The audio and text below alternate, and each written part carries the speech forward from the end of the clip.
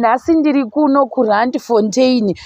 Sekuziva kuvanhu vazhinji ndiri kuno kuJoni kuSouth Africa. Zvazvo zvinofadza. Asi tiri kuno kunana bhudhi vangu vandakataura nawo ndaona painternet ndikati vana bhudhi ndiri kuona mune mavheji amuri kutaura kuti munotengesa, saka ndinokwanisa kuzobatana nemiwere kana ndikange ndava kuSouth Africa. Vakati hazvina kushata, ndo zvatinotoda chaizvo chaizvo. Zvinhu zvakandishambisa nekuti ndanga ndisingazivi kuti even kuSouth Africa vanhu vanoita magadheni akakura kudero. Saka muchiona ndiri pano nhasi, asi ndofunga ndanyanya kutaura navo ndibhudhi ava uye vakazondiintrodusawo kuna bhudhi ava. Saka pari zvino chimbotangai manditi turu tinzwa kuti zviri kufamba sei. Aiwa, zvakanaka iyi. Masangana neni ini ndonzi urayai marange mukanya chigarambuku. Yes. But affectionately non easy chigarambuku. Magadheni ndikurima. And zvichakukatlamadzai kuti zvakamira sei. Alright. Nokuti for sure ndo patori neraramo. Alright. Ndo patori neraramo chaiyo yekuti tinorarama. But panguva ineka ndichakutaridzai gadheni yabhudhi vangu. Alright. Ndo ava vamuri kuona apa. Handinofara nekuti ndasingavazivo nekuda kwenyu tasangana nabhudhi. Saka bhudhi chimbotitsanangurai munonzani uyezve mochitanga kuchinatsa kutiratidza zienda nakuenda tichingodero tinzwa kuti zviri kufamba sei. Maita zvenyu tete. Ini ndinonzi Dhanisa Chimbani. Inoyi ndo plot yangu kuno kuRandfontein. Yes. Chandiri kuita pari zvino ndiri kuita muriwo nehuku. Saka kana chikwira takadai so plot yese 2.5 hectares. Alright. Apa ndo pane muriwo mudiki watiri kudyara iko ndo maseeds. Alright. And then ndo muriwo wese watiri kutengesa iko zvino. Tichikwira tichienda kumusoro kuno. Makatarisa muriwo wedu uyu. Rugare muriwo watakatotora kuZimbabwe chaiko straight. Alright. Manhukirwa akabva kuHarare ndokwatakawana achiuya nebhazi akatiuya muno. Saka ndo muriwo watakutengesa. Sezvo munoziva kuti muno muJoburg makati wandei vanhu vekuZimbabwe. Uyu muriwo unofarirwa navanhu vekuZimbabwe chaizvo. Saka ndo watinotengesa. Ndikutoyasaura ndo kovho yedu yekumusha. Kwese ugaya masidzi futani. Masidzi aya atikudyara iko zvino pane mamwe asati adyara arimo mutambo. Iri divi futi nderenyiri. Kwese ukwedu. Vakomana. Soroko takazoisa chibage ichi tinochishandisa pahuku. What? Green veggies. Vakomana. Jesus. Apa ngaritsukire ngarisvibire kani. Zvosvibira nekuda kweri chizosvibira like this. Moisa mufudze wehuku hanti munoona kuti kovhu yedu yakamonana ndo inonyadiwa nevanhu. Ende kana isina kudai vanhu vatombobuda. Evergreen. Alright. Saka ndiyo yese ichienda kumusoro. Apa imwe kuisa zvakare. Alright. Uyu ndo kutoti wakuda kupera. Uyu wakuda kutopiswa uyu. Alright. Sezvo mutoona kuti muri kuona masidzi ese nzvimbo yese nyowani. Ndo achaisa pese papa patisina kunhingirika pasisati tadyara. But muriwo ndiwo. Saka masidzi munei muchitengesa eka munei muchasei? Pane mamwe atinombotengesa asi iko zvino nenyaya yekuti tine zinepu ratiri atombotanga tazadza. Apa mudhara makazorowa manje. Kana tazadza then tozotengesera. Ikovho futi. Kovho ende ndo ndinongoita chete kovho handite kana muriwo. Alright. Saka kwese uku futi zvimwe chete. Wese uyu ndiwo wamukuru watichabvisa zvakare. Saka vanhu vanowanzouya vachizotenga kuno vanenge vachibva kana kuti kupi kwacho chaiko chaiko. Makastoma edu mazhinji sanobva muJoburg. Vanhu vanotorita izvozvo zvokuya vachitora makuseni. Alright. Asi bhudhi mamusati manitsanangura chii chakaita kuti munyanye kufunga kuti imwe munoda kuita zvemavheji kuno kuSouth Africa? Kuno kwini chaizvo kutanga ndichiuya ndanga ndichisenza kana zvino ndichiri kusenza. But inongori retirement plan yekuti zvokungogara mutown munoziya ka there isn't much activity. Plus nekuchinja kuri kuita zvinhu nana covid iko zvinezvi. Kana ndiri panapa hapana chandinotadza kuita nokuti ndinenge ndine land. Ko apa chichiri kuitika? Aya mapipes ndo atinoshandisa for irrigation yedu. Kana patichadzika uko muchaona matenga ari kuzasi uko. Saka tinopomba mvura inosvika kwese uko. Hamuzoidzi nechibhaketi? Aiwa tiri bucket on this land. Wese hapana pasina masprinklers. Ndo masprinkler acho iwaya. Saka inenge ichipfapfaidza ichiti papai. Exactly. Bozi zvongeti kamanze kuti ndaza kuti apa hatina mastopa but kana saya masprinkler ndashaka kuti zvitanda ndezveikeni. Exactly. Ndo sprinkler. But ndo masprinkler kuti tikavhura paka notenderera chinda kwese. Alright. Saka apa baba modii manje? Saka mavheji anochigumira apa. Mavheji anogumira apa. Mukonza kaisa chibaki. Taremo chakapakata futi nani. Saka mungova nemabagwe nyekera but mabagwe anozosvikepi? Anongosvika pedo handiti? Anosvika koko yakaperera nechekumberi zvokutoenda kudero. Kuna unyaenda kuenda ako sterek maplot ane certain. Alright. Wow. Saka kwese zvichidzivira zvichienda uko. Uyo muriwo and then ndine matomatoes mumatanyos mutinogona kunoaona kana takusasiko koko. Alright. Saka alright zvese ikoko. Alright. Saka matomatisi anenge ari papi? Matomatisi because ezvinezvi kune chando aritori mutanyo. Saka toaisa mutanyo ndo mekuti chii zvinorevei? Mutanyo ndo munoisa kuti munocontrola temperature. Nokuti rikarohwa nechando tomato harizomboiti zvakanaka. Saka matanyos rinochengeta heat because masikati kunenge kuchipisa. Plastic inenge yakakavha inochengeta heat mukati. Kana kwakuzotonhora manheru paya haazorohwi nechando nokuti mune muchine heat inenge yakachengetwa mukati. Alright. Ndosaka tichaisa mumatanyo. Ko mafertilizer mataura zvemanyowa but mafertilizer munoisa here kana kuti hamutoisi zvenyu fertilizer kunoku inini handitomboishandisi nokuti inoafecta taste yemuriwo. Saka ndinongoshandisa manyowa ehuku chete. Handina fertilizer yandoshandisa. Kati kuZimbabwe maimboita zvekurima mavheji here kana kuti hamuna kumbofungura kuti mucharima vheji? Agriculture ndakaita zvangu kuchikoro asi handambovera ndaipractice kuZimbabwe. Asi semunhu akakurira kumusha achiita zvese izvi zvinhu zvandagara ndichingoita ndiri kumba. Saka zvinhu zvandaingofarira ende ndiri kuona kuti kana ndaretire zvinhu zvandotofarira kuita. Saka ndosaka ndakachuza kuzotenga plot kunoko. Inga makangwarira life. Kuedza. Vazakoma. Namo inongwadza. Namo inongwadza. Namo? Namo inongwadza. Apa matobva kudiridza nhasi kapa. Apa watodiridza nhasi exactly wadiridza nemasprinkler. Uko imwe vheji mangori mavheji futi ega mavheji kunosvika kuzasi kwese kwakatoperera yati. Anongori mavheji ese. Wow. Mavheji. Zvinofadza izvi. Green for vegetation. Yes. Ndarohwa nebuka. Buka handambozvisa hangu kuti kune vanhu vari kutoita zvinorova kudai. I didn't know. Saka esa ndo manyowa muno. Anenge ari manyowa munokuturira kubva uko achiuya kuseri kunoko. Ko inji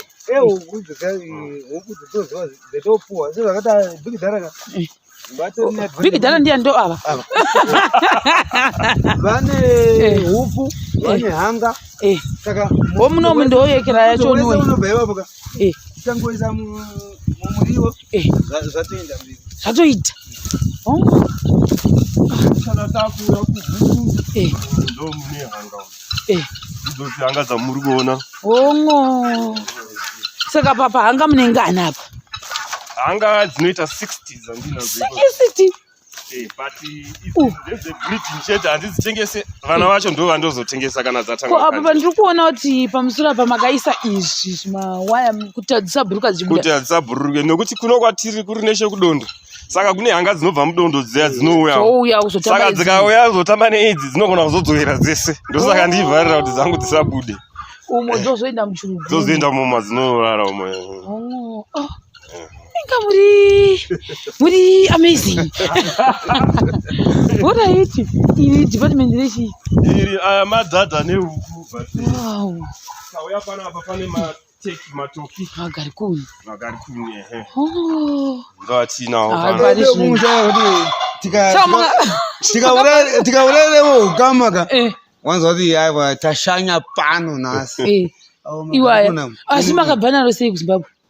ndakatengera munhu andinobva nawo Zimbabwe ndakatengera munhu huku dzese dzandinadzo panapa ndedzemuno but dzimwe ndinoimpota all the way from Cape Town dzimwe kuDurban because pane mabridge akasiyana muchaona kumberi kwatiri kuenda umo asi hamuna chunhu megreen. umo asati tatanga ezvinoizvi iwinter huku dzaa dzichimbomera mamwe makushe manyowani nokuti hadzinyanyo kukandira nguva ino inenyaya yeweather yatinayo saka patichaita tikadamba June, July, August ndo padzichatanga kunyatsokandira ndo patita kuhecha manje hecha richanokuradzai kuzasukuma tunoisa ndopatakuenda saka idzi dzechibhoyi futi ndamba ati zvamutorei kuziva munotorera munhu ndotorera munhu saka ichi chiswimming pool muneni aya madhadha aya anonzi mamalad ducks yo dhadha iro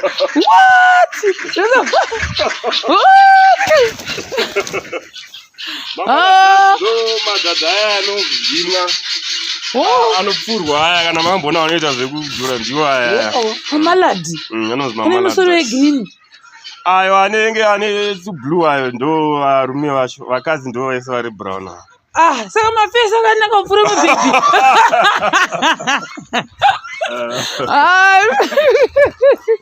mabhebhi ndo mune mabridzi angu ehuku wow inonzi Wyandotte, silver Wyandotte.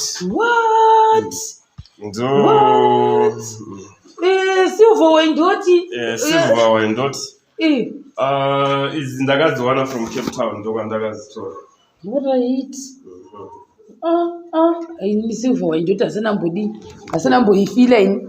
Ndikuiona ayakati wangesishemo nasi muchafila zvese kuti mungatonga kune maZimbabwe in South Africa ari kuita zvinhu zvavo ende tiri kuzama kuita kuti it's a way of life asi dzakakura huku idzo dzakakura zisingamboiti saka test yacho yakangofana neyekuZimbabwe handiti huku idzi unogona kudya zvako kana wada but ina handidzidye nekuti most people vanodzishandisa semapets ndosaka price yacho yakati kurei epe yehuku inoita mari once 300 one but anotengeswa in pays saka 600 per pair saka zvokuti ungade kudya huku yakadaro unogona kudya zvako but inini handitombokwanisi nemadiro andinoziita inini ndakuhwisa so imi mukana muchiti mapets why are you actually keeping them idzi ndedzangu for breeding and then kana ndabreeda ndotengesera vanhu vanozikipa as pets vatitotipo vantu vazotenga hadzitowaniki ndosaka ndinoti ndakaziona from Cape Town dzotonesa kuwana saka ndosaka ichambupimba kudaro vanhu kutoita saka peti ezenichi kungofamba here paro ngoisa payadi pako vana vake vachitamba nayo zvakadai kana kiti is a pet kakatsi kaikai kuti ya huku ke ziri $600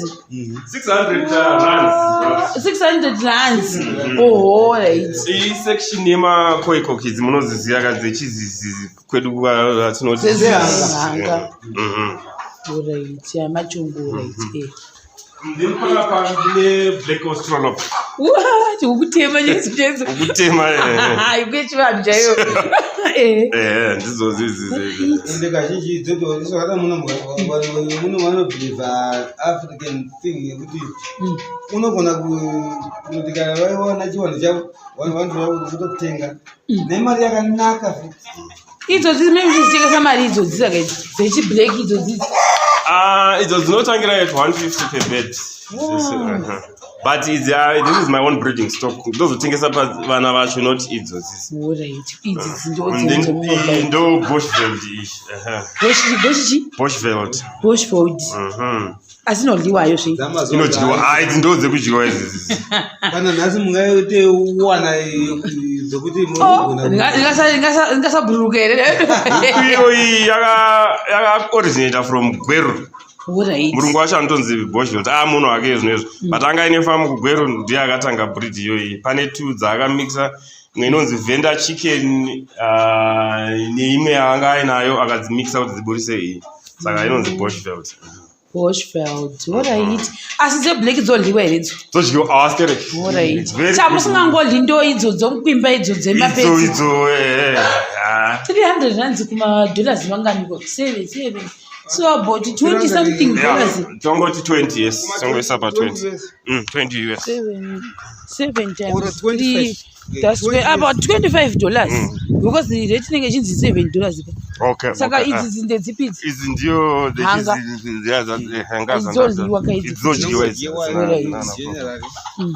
And then funny thing is that Dina of what?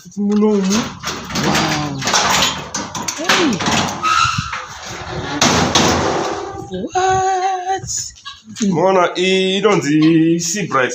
Seabright. Mona kakura. Munoona ukaderera muchiona vazai asi kakura. Mona katoko kudare. Mona sezi nako kako. Ndedze ma competitions dzinodiwa pano vanoita ma competition nadzo. Again, haisi ukwe kuti ndingauraya ndichiti ndinodya. Hapana kudashi. Hapana pisa mwana ababudi. Akatukutuku. Munokwanisa ngokabudisa ngokabata udeka kuti unotoramba zvato. Aiwa, anokwana kubatika. Buti chimoti batisa kuti mweya soka wotisa padhuze. Akabate 1. Mweya soka isa padhuze 1. Asa mbona ukwenga tokoka kudaro in my life ini. Boto ni jongo ka. Jongo is green face. Ako. Oh, zozobuda zvene ichoko. Nozozozoka. Zozokaza problem. Akubuda ngashiri. Ani jongo. Ndabona ka jongo. Guys. Jongo yatokura huku yoyi. Guys. Alright, saka ndidza munongotengesa. Very beautiful chicken. Mwana yakanaka huku yoyi. Very beautiful chicken. Anotokukurudzira. Si wakavhura mukanya dzipinde. Adzikuti. Dzapinda yes. Then wine not food, but this is the gold. Yeah, I think silver. Gold man. Same price ni ziazi ndizo zangofana. Mapeti. Mostly mapeti. Ipeti futi. Name Jehovah. Peti yakakura kudaro. Exactly. Nani ngari ma Oppington, zo ma Oppington ndo mazichicken mahombe. Alright. Saka ndinongochamisika munongochengeta kuputa peti. Dzihanga dzangu dikidzi. Chadzishandisa futi for breeding. Ansanda kudzimixa neidzombe nokuti dzinorwa dzinoita diki saka dzikangoti kurewo ndozodzisanganisa. Kune hanga intonge white I didn't know. Dzinochinja asi iro igari kuriwo nemazai. Iyo gari kurumwa neayo ndosaka Alright.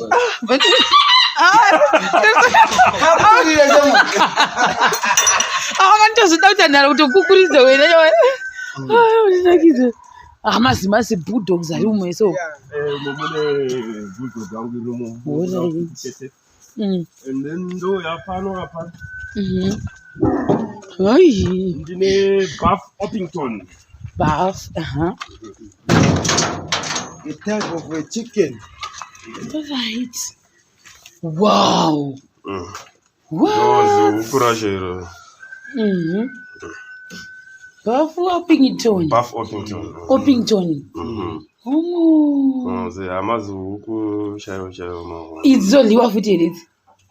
Unganisati peti ngarwadziwa. Mostly vanozvishandisa semapeti but unoona kudya zvako but vanodzida ngohuku kaita 2-3. Zvoitika kanzwa kuti zvakadai ihuku dzedzikudzwadiwa nemarungu ende dzenge dzine mari saka kudzichengeteko is a type of creating money.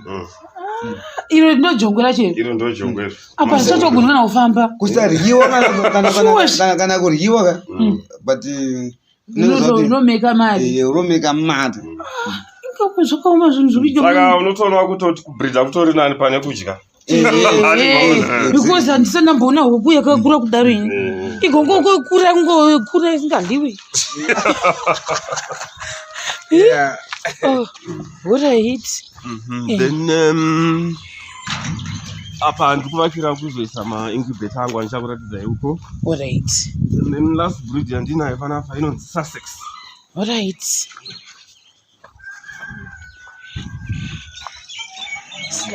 Very beautiful chicken. Ndeye kuZimbabwe tinayo ke. Inonyatsa kudlika, inodlika ke. Inodlika. Inonyatsa kuonekwa iyo aunodla uchinyatsosekerera. Inyasooneka kuti. Kuimba, but munodzipa chii huku dzenyu dzakakura kudai? Huku chikafu ndongonotenga kune Alms inotengesa chikafu chehuku saka ndokwatinotenga chikafu. MuJoburg. MuJoburg ine mabranches hobo. Alright. Anowanika zvawo. Ndizvo zviri kuzvenyu zvese izvi. Ndo incubator yangu yandoshandisa kuchochonyesa mazai. It's a very big machine. Inotora mazai 1080. But handiaise ese ka1 because ndoita kuhecha a wiki. Saka I divide 1080 into 4 so that every week ndoisa mazai. That way then every other week anenge achihecha because after every 21 days anohecha and then ndokuti ndiburise mazai wiki. Pakuhecha apa mukanyatsotaura neshona ndarashikei mukuti huku inenge yaita mazai uko. Right. Huku inofanirwa kuve iri huku ine jongwe kuti iproduce zai riri fertile. Kana yaproduce zai riri fertile ndoatora in 7 days. Akadarika 7 days fertility rate yacho inodzikira. In 7 days ndoatora ndoaisa munomu. And then after 21 daisa ndoaisa anobva atanga kuchochonya. Okusatu ukwana anochochonya. Was michina unochengeta the exact temperature inochengetwa nehuku kana ichirarira. Saka kureva kuti huku ikakandira inenge ichingofungwa ndingokandira but haife yakaona mazai ayo. Tichitorera mazai asi tochita kuti dzisatomborarire dzega. Hamutodi kuti aekera. Saka kuita muincubator kuita kuti zvibudise zvitiyo zvakawanda kupfuura kukwizira namai. Ana mai anoti nonokei saka patoita kuitira production. Saka mukahecha kudai zvotora mazuva mangani kuti ahecheke? Zai rinofanirwa kupinda munomu for 21 days. Alright. 21 days then 3 days ndorisa mutray murohecha. Saka kuna rinombozoita shupa kana kudii momo? Aripo mamwe asingaheche zvawo but H rate yedu so far is actually 90%. Wow, that's nice. Because my temperatures they are maintained and we look after this machine. Nema controls the temperature, humidity, zvese zviri papa. Wow, that's nice. Wow, Sam. This is Saka vanhu vanoda kutenga zvitiyo ndotenga futi kana from day old kana tangotanga kura ana machine vanouya vachitora panga. Munoto announce kutoti. Tinotori ne customer anenge akatomirira. Alright. Ko chishedi chandaona kuseri ko ndechechi? Shed uko ndo kune ndingapinde nato ndo kune tunnel yandanga ndichiti tunnel yatina ina matomatoes edu. And ndinokuratidza hii. Right. Wow. And the tomatoes acho atinoisa tomatoes anoita throughout the year. Anenge achingobereka rinoramba richingokura richingoenda. Ndikuratidze inoona. Idzi nzimbe futi. Aiwa idzi nzimbe rinongorisora. Ndapati nzimbe kene. Kuita senzimbe. Ndinakidza. Ndo inonzi greenhouse. Ndo inonzi greenhouse. Imazara kuti vhakare kana yangofunga kuti greenhouse inofanira chiri chitende chegreen. Aiwa. Ndozvandaifunga zve. It's greenhouse kunongobva vanongoshandisa mazai. Saka tokwasai ndingofamba ndichingoona. Ngatipinde zvedu. Alright. Saka apa ndo tomatoes atikitaya. Tanga kutobereka chiri kuflower zvawo. Saka ndikuona tambo idzi dzikuinda mudenga chichikuitika apa. Tambo ndekuti domasi risadonhere pasi. Plus domasi rinoramba richingokura. Saka parinokura richienda tinenge tichiridhonzera pasi panapa kuti rirambe richienda. Saka tambo ndo painotibatsira ipapo.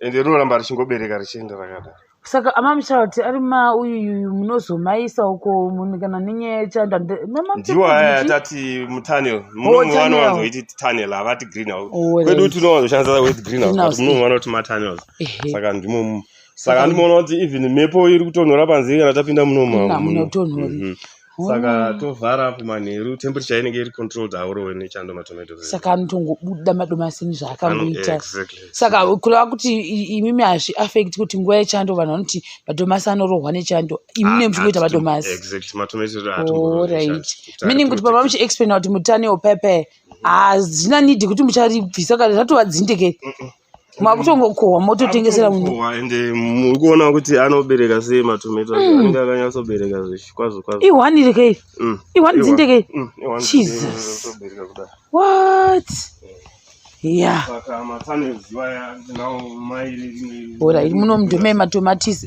reka matomatisi iro rifuti hongo aya ndiwo matenga mamuchira kuti anotora mvura yapapapo iri ndo rematomatoes chete tengi rinodira matanyo ayo mamwe ese ayo 4 ndoyekumunda hongo ndoyekumunda saka chegirini chiri koko futi zvonguva zvimwe che zvematomatisi handiti ndeye matomatoes zvakafanana neirori hongo